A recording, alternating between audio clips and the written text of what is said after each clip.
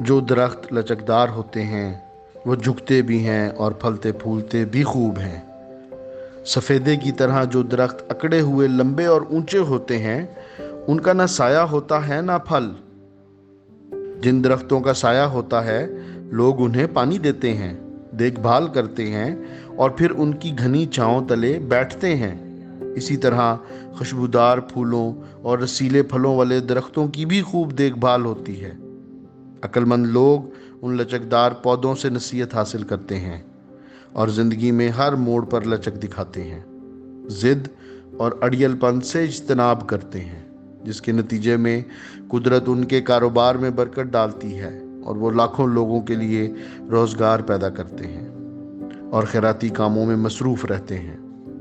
دنیا میں جتنے بھی کھرب پتی لوگ مشہور ہوئے ان میں سے اکثر ڈاؤن ٹو ارتھ ہوتے ہیں۔